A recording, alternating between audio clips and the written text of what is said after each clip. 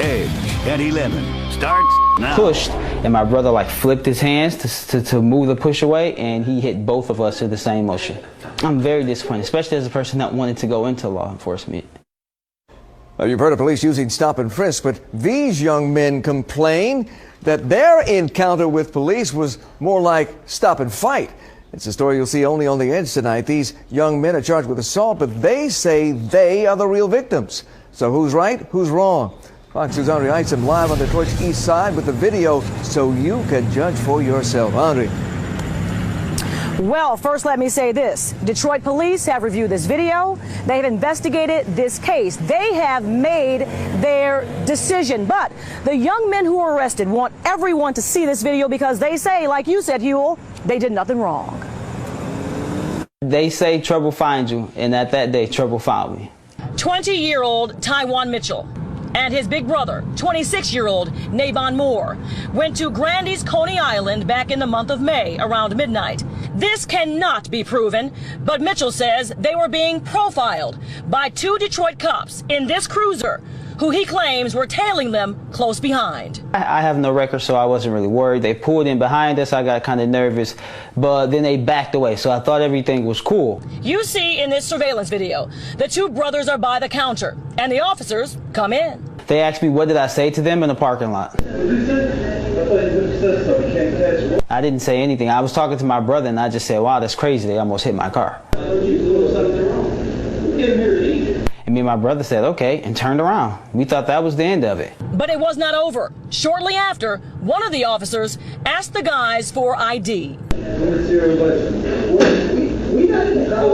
I said, well, what are you going to do with my ID? Please, can you tell me what you're going to do with my ID? And, tell me what I'm doing wrong. Name one thing that we did wrong in this Coney Island. The brothers were yelling, insisting on getting answers to why they were being questioned by the cops, saying they know their rights because one is in college for criminal justice, the other studying law. Then, all of a sudden. And pushed, and my brother like flipped his hands to move the push away, and he hit both of us in the same motion. He socked both of them momentarily, bang, bang, in the jaw. Then it was on. The boys in blue and the brothers were brawling. It was a natural reaction. When he hit me, I hit back. I hit him about 3 times, and I immediately stopped. I kind of like curled up a little bit. We're not saying they did not fight the officers. What we're saying is there was no probable cause. When they found the two young men who were smart, two young men who were college students, when they challenged them, I think they got angry and they decided to hit them. That is the textbook explanation of police brutality. Well, this is what DPD tells Fox 2 News. When the incident happened, the officers admitted that they used force and a command-level investigation was conducted. The officers alleged that when they were investigating inside the Coney Island, one of the officers extended his hand and asked one of the young men to step back. But that young man slapped the officer's hand. At that point, the police officers responded with force. After reviewing the video and interviewing the suspects, the use of force was deemed appropriate and reasonable by the department. They shouldn't have profiled us, and if anything, they shouldn't have got physical with us, because we didn't expect that. We weren't going to get physical with them. We're not crazy. We're not going to just hit cops. We're not going to just hit anyone. So why would you hit us? Never been in trouble. And I don't want them to think that we're bad people because we hit the cops back. Actually, I want them to look at us as the good people, I don't think I would do anything differently. I just feel bad because it's no telling how many other people have been in this type of situation. I'm thankful that mine was on camera and everybody can see it. I'm very disappointed, especially as a person that wanted to go into law enforcement.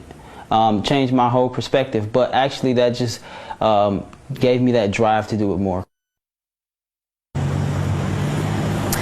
Well, DPD wanted to point out that when you slap away or move away an officer's hand, that is assaulting a police officer, which is a crime. Now, a police source I talked with tonight who works with those two officers in the video say they are both good cops, good street officers. Now, this situation did escalate. I think everyone can agree to that. The two young men say, though, they did not start any of this. They just reacted. And again, they contend they did nothing wrong that night. And you only heard from one of the brothers because the other's back in Texas, back in college. Huel. Andrea, from that video, I don't want to say who's right and who's wrong here. I think a jury or a court may have to make the final decision on that. But I do want to know about the explanation for why the officers confronted the young men at that restaurant in the first place. Why? Okay, I think, you know, and that's what we've asked on both sides of this, and both sides have a different story. DPD tells me this is what the officers tell them, that when they were in the parking lot, the two young men made a grim expression, some kind of negative expression. When they went inside, the officers asked them about what happened out in the parking lot, and they say the young men were unruly and aggressive. Though the young men say the tape and the audio disproves that. So you have two very different stories, and both of them say they did the right thing. Well, let's hope somehow this will be resolved. You know, I can remember former police chief Isaiah McKinnon telling me that he was beaten when he was 16 years old by a Detroit police officer. But instead of getting mad, he went into law enforcement and tried to change the DPD from the inside. So who knows? And that's what Mr. Mitchell wants to do. So we'll see what happens. All right. Andrea, thank you.